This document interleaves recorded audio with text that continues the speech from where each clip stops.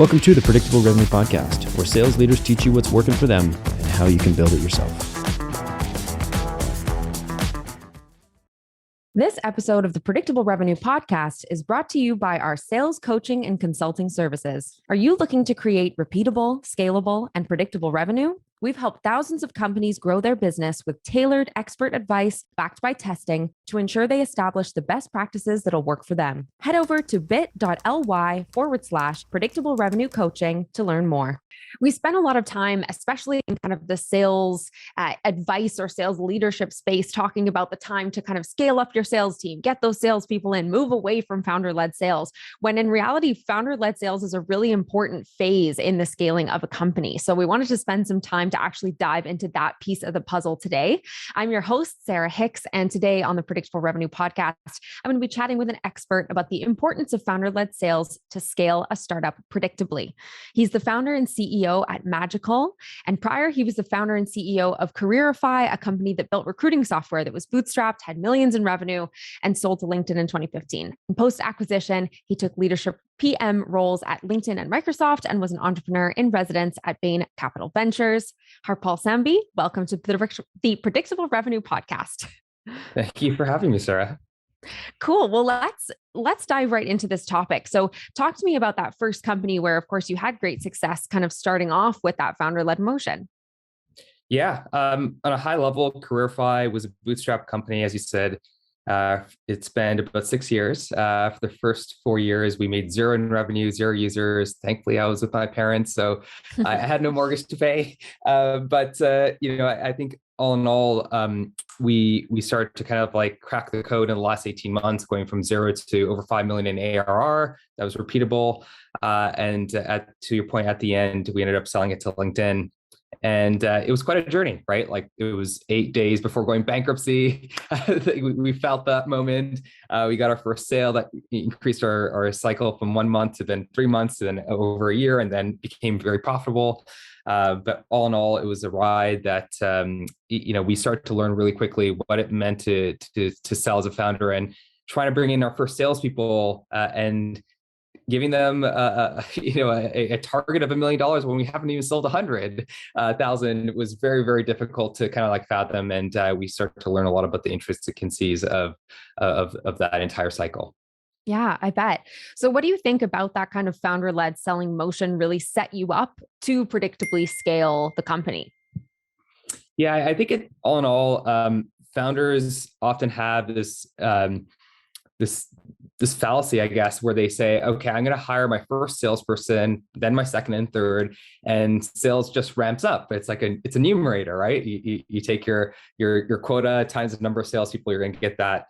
And often founders that haven't done the allotted of quota for the first salesperson hasn't gone through the repeatable process of all the yeses, all the nos. And as a result, what ends up happening is the founder often gets bogged down once they hire the first salespeople, where the salesperson needs that person, the founder, to close those deals and to go through it. So as a result, there becomes a tension almost where the first salesperson or salespeople and then the founding team, they often have this tension where they're like, the founder's like, well, I hired you to do this job and to take things off of my plate. And the sales team is like, well, hold on, like I need you to start closing these deals, because it's sometimes where we're not at product market fit yet. And we need to sell the vision of the company, and who else better to pitch the vision than the founder, right? So you often have this continuous tension that ends up happening where founders are not setting up their sales team for success. Absolutely. So what do you think that the steps are that the founders should be taking as they're going through this experience themselves, but looking forward to the time where they might be bringing on those next people? Yeah, it's a great question. I think it comes down to kind of like a couple of recipes. Number one is selling the quota that you want your salespeople to sell. That's first and foremost.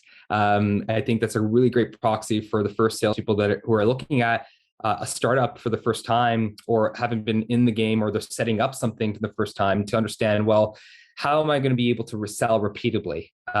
Second, it's also to kind of like do the ramp ups to say, okay, for the first quarter or two, this person may not be up to speed yet. So when we think about a target, what is realistic? And then three, I think is really around the time and length that it takes. Often a founder will say, okay, it's 6 months to sell and we're going to get down to 3. Well, let's show it in a couple of deals, maybe not all the deals, but a few of the deals that we can get a little bit more repeatable in that process itself.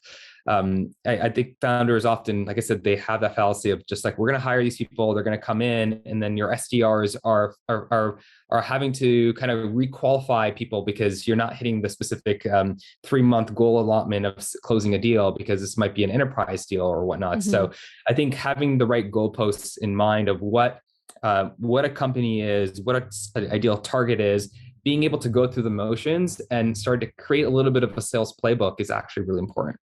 Yeah, absolutely. And I know that one of the pieces kind of within that greater playbook that you emphasize is the softer side, like the more, I guess the soft skills that are associated with that, as opposed to the kind of hard pieces that you put in place. So what do you think the founder can be doing to sort of, I guess, empower that sort of softer side of the process? Yeah, I'm a big philosophy. I have a big philosophy around creating vulnerability. That is really important. I think vulnerability between a founder and a sales team and the collective group and the clients that you're ultimately trying to pitch and ultimately secure. I remember there's a very distinct story that I had at codify, which was my first customer, which was on the stage of going from 60 days, 30 days, and 8 days of going bankruptcy. I was selling recruiting software, and I called her because she was in HR, and I was like, hey, like, I'm about to lay off all my employees and go bankrupt. Like, how do I kind of do this? You're in HR. And, normally what she had felt when she would, be approached by prospects and vendors was, hey, I'm trying to give value proposition, sell. And here I'm showing a little bit more of a human side. I'm not even asking her to buy something, even though I pitched her for 2 years prior to that. It was really about creating a human bond and showing vulnerability of like, hey, I just want to learn and I'm trying to do something different. And what that ended up happening was on the phone call, she was like, hold on. 2 minutes of painful, awkward silence. She was like, go check your inbox. And sure enough, that was a contract for, tens of thousands of dollars, which saved us from that bankruptcy of 8 days to then eventually, getting a couple months of a month of runway and then eventually a couple of months of runway. So I think, when you think about vulnerability in the software side, I think the founder and the sales team should have a very transparent conversation where it's like, okay, well, here are the accounts. This is the challenges we're having. How do we unblock this and really get the founder to be kind of like a 10x multiplier and to figure out the repeatability of what she or he are respectively doing when they're coming into a deal to then try to unlock that. And then on the other side, to kind of broach to the prospects, that you're trying to sell to ultimately be like, hey, this is my first time, trying to build out a sales process, and showing that little bit of more vulnerability. The prospects actually they appreciate it. We're humans, right? We want to have that ability where we're not showing this iron guard across everything. And I think that for us, at least, that provided that aspect of the softer side of the human ability of both internal and external saved a lot. And it was actually one of the biggest factors in growing our company by 0 to 5 million ARR in less than 18 months. Mm-hmm. And that's interesting because I think a lot of salespeople try to stick to their systems and their processes. And of course, sales leaders try to teach those things so that things are scalable and repeatable and all of that. And often that's where the human element can be lost when you're really trying to stick to a system. But I think generally speaking, founders do have more flexibility to bring their own, authentic character to the sales process because like you said, they're sort of, they're the visionary, they're evangelizing. They don't have to go with a traditional process to kind of get their message across. But it's a lesson there that those little elements of that human and that spark and that, intrigue that the founders can bring to the sales process should be carried forward for the entire life cycle of that company. And that's maybe one of the sort of most important elements that emerged from you doing founder-led selling is like, okay, we've got to hold on to this on the authenticity, this vulnerability, and hand that forward to that sales rep. I would agree, but I would also argue that the founding sales team can also have aspects of this as well, right? Like I don't think scalability and predictability gets locked into like 25, 50 million in ARR, right? Where you're selling hundreds of thousands of deals. I think you need to have creativity in play where you know what's tried and tested and true, and that becomes a certain percentage, maybe 70, 80%. And you need that flexibility where you say, okay, we're going to take a new territory, or we're going to take a new way of selling potentially on the nodes and just see if they're able to convert.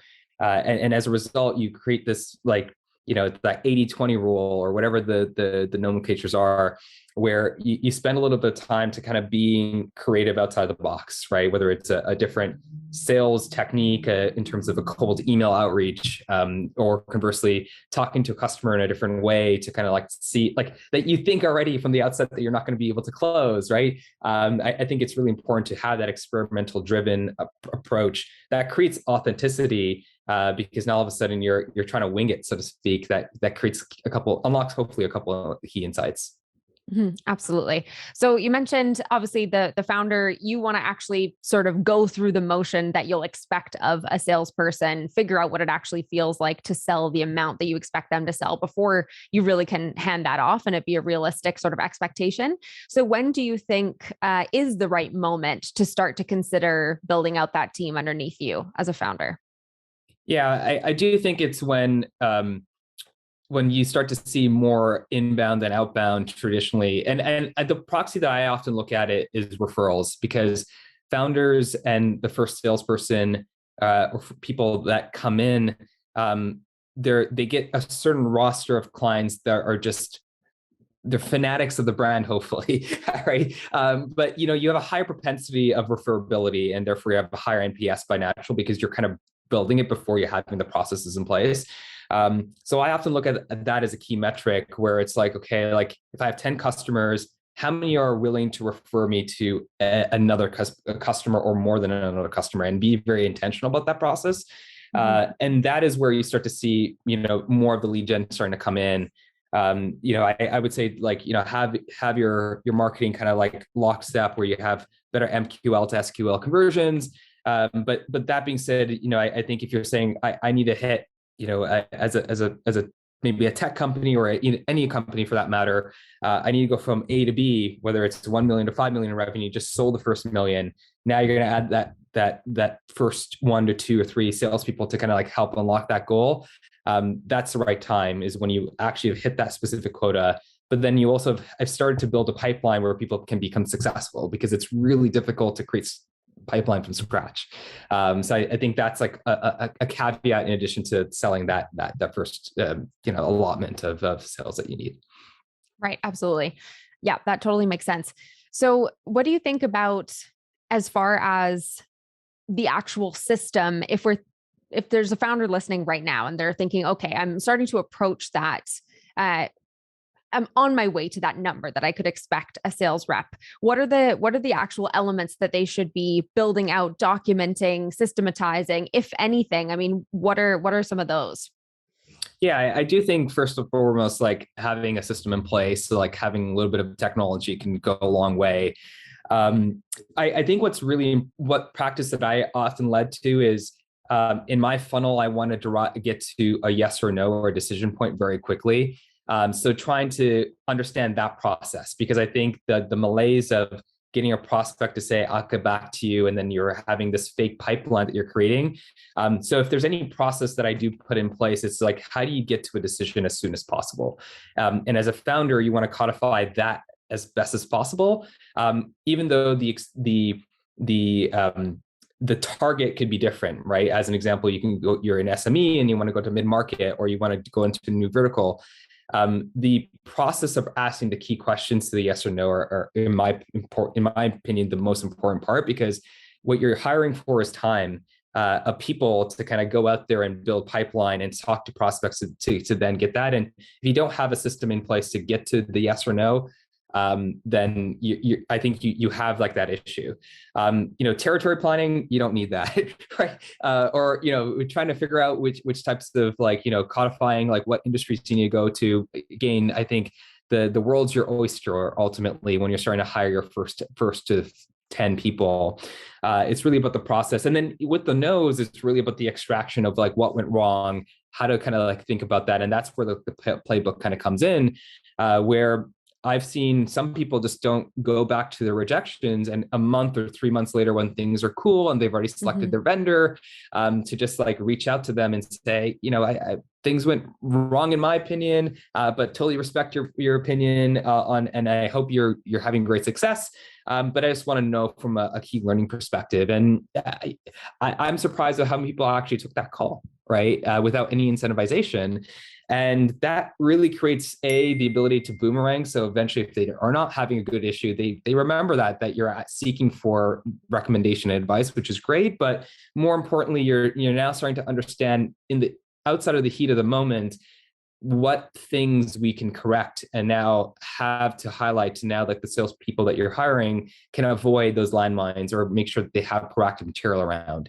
So I think those are like the two key areas of the process, is codifying to the yes or no. And for the no's, post out of the battle, just really trying to understand that so you can start to build some of the playbook of the objections before the ahead of time. Yeah, absolutely. And maybe even get a bit of a sort of finer honed sense of who your ideal customer is when you're seeing, okay, we really went for this part of the market. Turns out they don't really see the value in what we're bringing to them, or maybe there's just some big player who's just, already cannibalize like 3/4 of that market. And so it's better to carve it out somewhere else. Yeah, that makes sense. Okay, a little bit of a pivot here, because you are also a kind of an expert in the world of LinkedIn and LinkedIn prospecting. So I wanted to pick your brain about that as well while we have you here. So let's talk a little bit about that and what you're seeing working these days on LinkedIn. Yeah. It was funny because when we sold our company to LinkedIn, I went into LinkedIn Talent Solutions, which is the recruiting aspect of it. But that's a very, the sister organization is LinkedIn Sales Solution.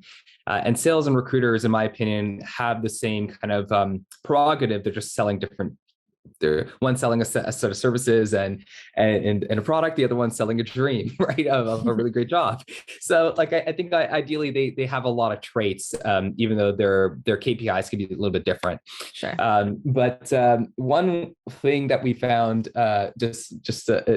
before I get into a serious process aspect of what tangibly we can do, but free puppies was actually the number one converted open to reply rate at one point in 2018 when I was still there, that had an absurd amount of like just having the subject line of free puppies. Like had amazing open rates, amazing click-through rates, and the best reply rate on aggregate from those people that actually did submit it.